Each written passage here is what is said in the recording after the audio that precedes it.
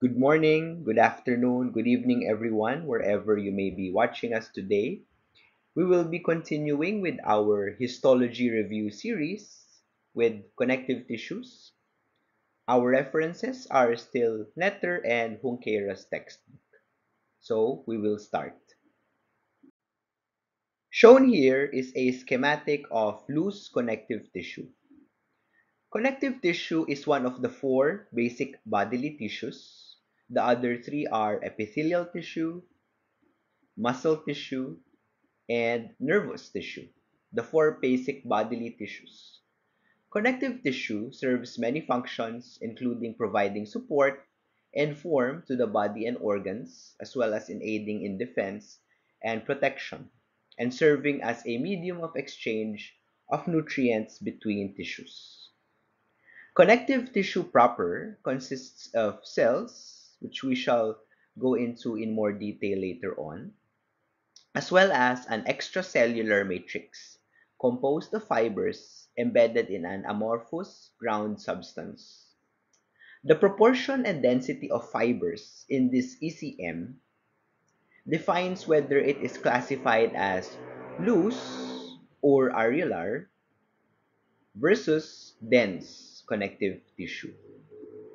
Cells of connective tissue include fibroblasts, mast cells, macrophages, adipocytes, and plasma cells. Let's go into the different labeled parts here. Number one here is a pericyte. The fibrous tendrils here are the collagen fibers in number two. Three is an erythrocyte in a capillary. Shown number four is a monocyte. And number five is a lymphocyte. Six is a fat cell or an adipocyte. Seven is a mast cell. Eight is an eosinophil. Nine is a plasma cell. And 10 is a fibroblast. Fibroblasts are actually the key cellular components of connective tissue. And all of these cells and collagen fibers are suspended in an amorphous ground substance. Shown here, on the other hand, is a schematic and light microscopy of dense connective tissue. We recall that the difference between dense versus loose or areolar connective tissue is the proportion and number of collagen fibers. Though there is no specific cutoff value, dense connective tissue would have a greater proportion of collagen fibers. Dense connective tissue may have a regular arrangement, such as shown here, as in tendon, but it may also have an irregular arrangement, such as in the dermis of skin. The main function of collagen fibers, such as shown here in number one, is to impart tensile strength to the tissue. And tendinopathies are commonly associated with rheumatoid arthritis. Tendons can become inflamed, weakened, and even rupture. Shown here in number two, the more purplish and darkly stained structure is a nucleus of a fibroblast. Three is a capillary containing RBCs in the lumen. And the image above is a section of a tendon, a section of a whole tendon, which is comprised of dense, regular connective tissue. Dense, irregular connective tissue, the most common example is dermis. Fibroblasts are the principal cell types of connective tissues. They are responsible for the synthesis and secretion of the ground substance and the connective tissue fibers in the ECM, including collagen, elastic or reticular fibers. In mature connective tissue, such as shown here in an electromicrograph, these cells are relatively inactive and immobile, where they are often known as fibrocytes. So fibrocytes are the inactive versions of fibroblasts. Following injury and during wound repair, the fibrocytes rapidly proliferate and become active fibroblasts again to synthesize new extracellular fibers and ground substance. Fibroblasts are the most common cell of loose and virtually the only cell of dense, regular connective tissue, such as tendons. Number one, labeled here, is heterochromatin of a fibroblast cell. Number two here is euchromatin. So we recall that euchromatin is the unpacked version of chromatin, and heterochromatin is the packed version. Labeled here in three are cell processes of fibroblasts, cell processes, and four is collagen, collagen being secreted by the fibroblasts. Speaking of collagen, shown here is an electromicrograph of collagen fibers. At 30 to 35% of the body's dry weight, collagen is the most abundant, the most ubiquitous structural protein. At least 20 genetically distinct types of collagen exist that differ mainly in amino acid composition. The most common kind is type 1 collagen, and it is found in the dermis. It exhibits a distinct axial periodicity wherein its fibrils are sectioned in the longitudinal plane. The cytoplasm of the adjacent fibroblasts contains multiple and closely packed RER or rough endoplasmic reticulum cisternae. Our clinical correlation here is a condition called scurvy. Dietary deficiency of vitamin C can lead to this disease, which is a condition of impaired collagen synthesis. Typical symptoms of scurvy include loss of dentin, which is the protective layer of the teeth, loss of osteoid of bone, connective tissues, and the tunica adventitia of blood vessel walls. Vitamin C is an essential cofactor for hydroxylation of proline to hydroxyproline. Non-hydroxylated collagen fibrils are unstable and they fail to form a triple helix and have low tensile strength. Therefore, when we have low vitamin C, the um, non-hydroxylated collagen fibrils will be unstable and will cause the aforementioned symptoms. Shown here in number one is the plasma or cell membrane of a fibroblast. Two is a collagen fibril. Three is a mitochondria. We can see here the different um, cisterns, and of course the outer smooth membrane of the mitochondrion. Number four is the cisterna of the rough endoplasmic reticulum or RER, and each of these densely packed ovoid substances are the ribosomes attached to the rough endoplasmic reticulum.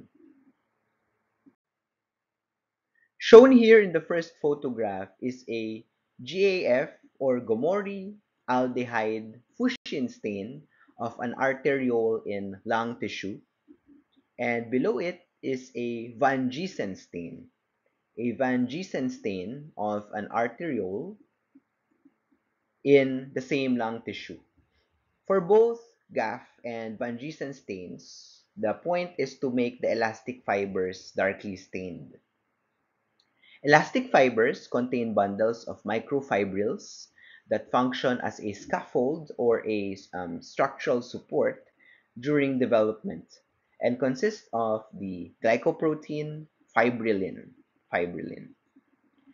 Elastin, which is an amorphous component, is added to the microfibrils and forms the major part of the elastic fiber.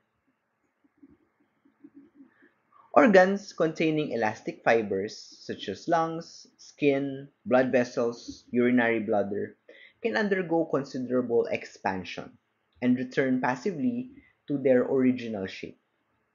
In walls of arterioles, such as shown here, they form concentric laminae or sheets.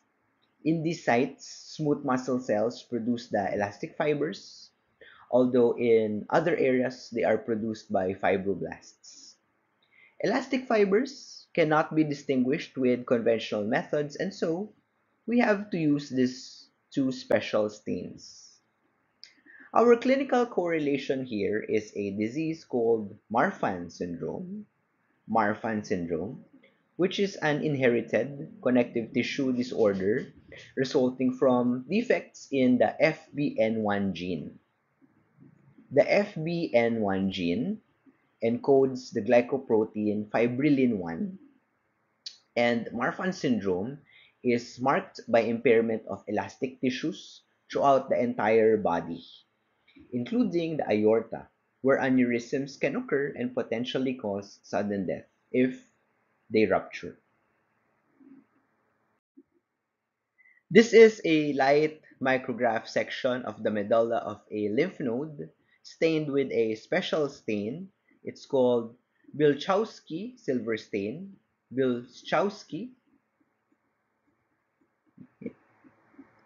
Reticular connective tissue, such as shown here, is a special loose connective tissue consisting of reticular fibers, shown here in number 1, that form the supportive stroma of many tissues and organs. They are long, thin extracellular fibers measuring 100 to 150 nanometer in diameter. They do not form bundles like collagen fibers, but they appear as a felt-like aggregation of branches. Once believed to possess a different composition from collagen, they are now known to be thin type 3 collagen fibers. So, reticular fibers are actually type 3 collagen fibers. Like elastic fibers, reticular fibers stain poorly with the usual stains and require a special stain here called Bilchowski. Their selective staining with silver, visualized by light microscopy, is most likely due to precipitation of reducible silver salts on an external coating of bound proteoglycans. Reticular fibers are first to be synthesized by fibroblasts during wound healing in connective tissue and are eventually replaced by the more common type 1 collagen fibers. So type 3 collagen fibers, reticular fibers, these are the first to be synthesized in wound healing. This is a light micrograph and the corresponding electromicrograph of a mast cell. Mast cells are normal elements of the connective tissues and lamina propria of mucous membranes, where they trigger or maintain inflammatory and immune responses. They are found at sites of inflammation and neoplastic foci and play a central role in immediate allergic reactions. Mast cells are able to release potent inflammatory mediators, particularly histamine, heparin, chemotaxic factors, cytokines, and metabolites of arachidonic acid that all act in the vasculature and the connective tissue. Histamine, in particular, one of the more important products of mast cells, is a vasodilator, and it is a proteolytic enzyme, which means that it can destroy tissue and cleave complement components. Heparin, another product secreted by mast cells, is an anticoagulant. And chemotaxic factors are important regulators of eosinophil and neutrophil function. Looking at the different components of a mast cell here, we have the nucleus of the endothelial cell, shown here in light microscopy. This is actually the lumen of a venule, And the different red stained parts here are erythrocytes or red blood cells. 4, shown in EM, is the nucleolus of a mast cell. 5 here, outside the mast cell, is collagen. 6 is a granule, and 7, containing the previously mentioned nucleolus, is the mast cell nucleus. Our clinical correlation here is a life-threatening condition called anaphylaxis. Anaphylaxis is a severe allergic reaction which occurs when IgE antibodies bind with allergens and cause mast cells, just this one shown here, to release histamine as well as the other molecules stored inside them. Moving now to a different kind of cell, we have here a light micrograph of a blood smear and electromicrograph showing a plasma cell. Plasma cells are mature B cells that are specialized for antibody or immunoglobulin production. The relatively large cytoplasm, such as can be shown here, compared to the nucleus, appears basophilic or bluish due to the high contents of RER, or rough endoplasmic reticulum. Plasma cells are free cells of the connective tissues, able to move around. Most are distributed widely in connective tissues throughout the body, especially in the lamina propria of the gastrointestinal tract and in lymphatic organs. They are occasionally found in the peripheral blood and also normally comprise 0.2 to 2.8% of the bone marrow, leukocyte or white blood cell count. Mature plasma cells are typically oval in shape, such as this one over here. They measure 10 to 20 nanometers in diameter. Looking at the different labeled compartments here, we have a jutanuclear halo, the whitish component over here. A jutanuclear halo, though seemingly resembling the contents of a nucleus, is actually a Golgi complex. Number 2 is the actual plasma cell nucleus, the plasma cell nucleus. 3, better shown in EM, is a mitochondrion. And 4 is the rough endoplasmic reticulum, which we know is abundant in plasma cells. RER is abundant in plasma cells. And the major function of plasma cells is to produce antibodies. After fibroblasts, macrophages or histiocytes are actually the second most numerous cell type in loose connective tissue. Macrophages are a family of phagocytic cells that may be fixed cells attached to connective tissue, or they may be loose and wandering cells.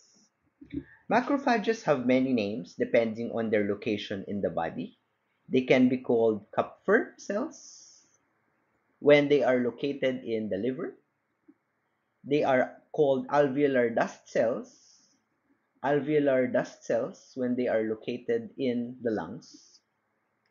They are microglia when they are in the brain. They are called Langerhans cells when they are in the epidermis, which is the outermost layer of the skin. They are called dendritic cells when they are in lymphatic tissues. And finally, osteoclasts when they are located in the bone. Kupffer cells are macrophages in the liver, alveolar dust cells when they are in the lungs, microglia when they are in the brain, Langerhans cell when they are in the epidermis, dendritic cells when they are in the lymphatics, and osteoclasts when they are in bone. The primary function, again, of macrophages is a process called phagocytosis, which briefly means that they consume, they engulf cells, typically old cells, whose components are for degradation. Shown here in number 2 is a primary lysosome. A lysosome is actually an organelle inside many cells, macrophages included, which contain degradative enzymes. When the macrophage has already engulfed or phagocytosed the cell which is deemed for degradation, shown here in asterisk, the cell for degradation will eventually fuse with a primary lysosome, and when that happens, the resulting component is now called a secondary lysosome. The secondary lysosome over here. Finally, when the cell has already been fully degraded and consumed, the resulting structure is now called a tertiary, also called as a residual lysosome. Our clinical correlation here is a rare disorder called Whipple's disease. Whipple's disease is not to be confused with Whipple's procedure, which is a surgical procedure usually used to remove pancreatic cancer. Whipple's disease is characterized by the accumulation of foamy periodic acid Schiff or PAS-positive macrophages in the lamina propria. So accumulation of PAS-positive macrophages. Symptoms include malabsorption in our intestines, weight loss, and a variety of other manifestations. It is thought to be caused by a bacteria called Trophorema whipplei. Trophorema whipplei, thought to be the causative agent behind Whipple's disease. Finally, our last cell of mention in connective tissues, the adipose or fat cells. Shown here in light micrograph is adipose tissue or fat tissue, and correspondingly below it is an electromicrograph of a single adipocyte or fat cell. Adipose tissue is a special kind of loose connective tissue that contains large numbers of adipocytes. Adipocytes are specialized cells for the synthesis, storage, and mobilization of neutral fats known as triglycerides.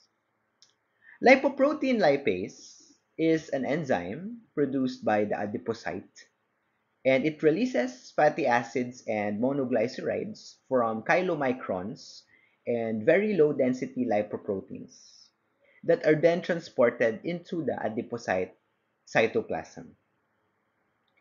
A process called reesterification into triglycerides occurs in the smooth endoplasmic reticulum of the adipocyte, followed by their storage in lipid droplets.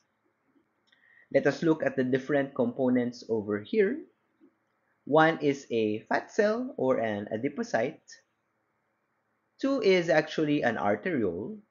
We can actually contrast the arteriole from the venule below it, labeled as number 4. Number 1 because it has a more circular wall. And number 2, if you notice, the outer wall is actually thinner compared to the thin wall of the venule, which is why venules are typically more deformable compared to the more circular arterioles. 3 is the surrounding connective tissue, stroma. And in our electromicrograph over here, the nucleus of the adipocyte is usually located peripherally. It occupies just a small compartment because it is generally pushed away by the much larger lipid droplet, marked here by a star, the lipid droplet. Thank you very much for joining us in today's video. We will definitely continue with the rest of our anatomy and histology reviews. Thank you and stay safe.